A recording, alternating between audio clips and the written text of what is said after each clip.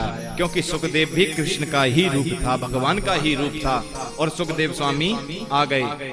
अब महात्माओं ने इशारा करा, राजन ने जाकर सुखदेव जी को प्रणाम किया, और प्रणाम करने के बाद में सुखदेव जी के सामने कहा कि प्रभु, मैंने अपने पूर्वजों से सुना है साधु का क्षण और अन्न का कण बर्बाद नहीं करना चाहिए। अब मैं पूजा पाठ में आपका समय जाया नहीं करता, मुझे इतना बता दो, जल्दी मरने वाले व्यक्ति की मुक्ति का उपाय क्या है? कि सुखदेव स्वामी ने सुना कि जल्दी मरने वाले व्यक्ति की मुक्ति का, और ये जीवन का अमूल सत्य है जिसे हम तुम ठुकराते हैं। कभी जीवन की सच्चाई को जानने की कोशिश की है? अच्छा, एक बात बताओ मुझे, मैं एक छोटा सा प्रश्न करता हूं, आप सब माता हैं, बड़ी बुजुर्ग हैं, उम्र की हैं, जीवन की सबसे अमूल और महत्वपूर्ण बात क्या है जो अटल सत्य हो?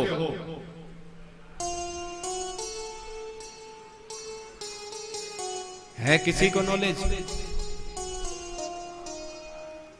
है जी? धन कमाना, या बच्चे को पढ़ा लिखा कर नौकरी लगाना, या कोठी बंगला बना लेना, 4 गाड़ी खरीद लेना? बताओ अटल सत्य क्या है?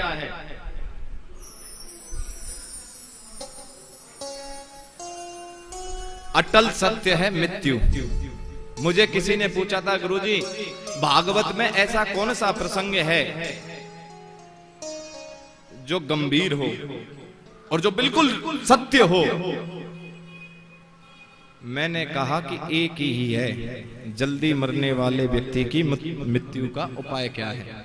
एक मृत्यु, एक नाम ऐसा सत्य है जिसको हम नहीं ठुकरा सकते। सबको पता है मरेंगे, कौन कौन मरेगा? सब मरेंगे ना।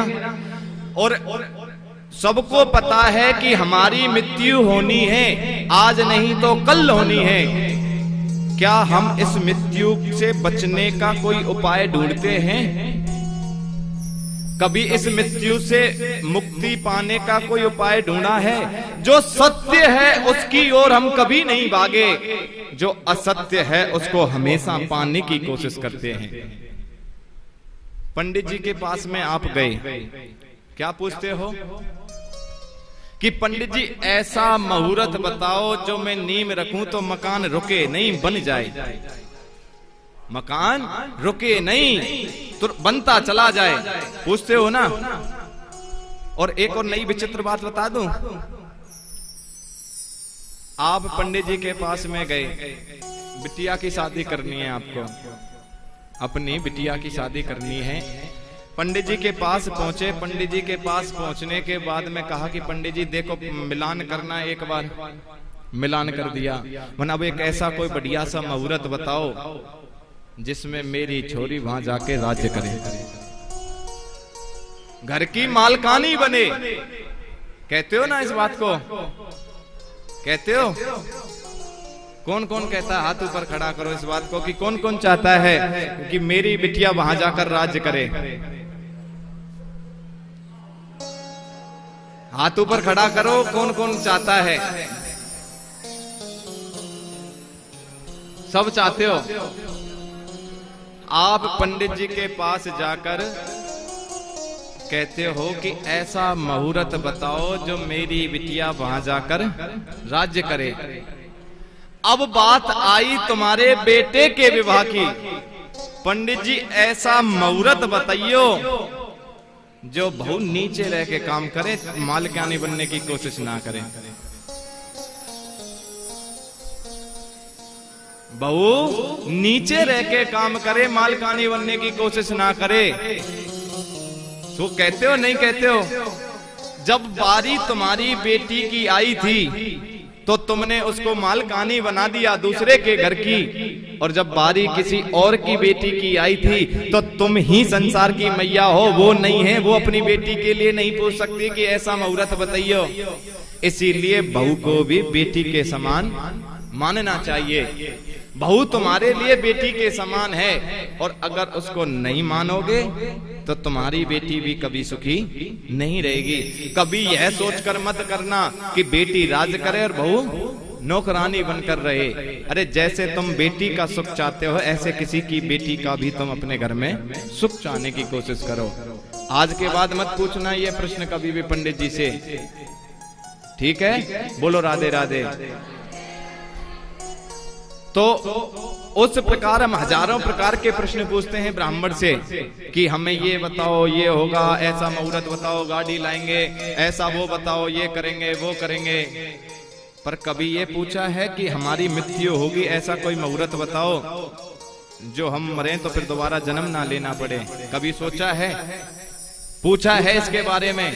अरे जो सत्य है, हो सकता है तुम्हारे बेटे का विवाह जीवन भर ना हो सकता है तुम्हारा घर जीवन भर ना बने, हो सकता है तुम्हारे पास धन ना बढ़े, परंतु ये नहीं होगा कि तुम मरो ना।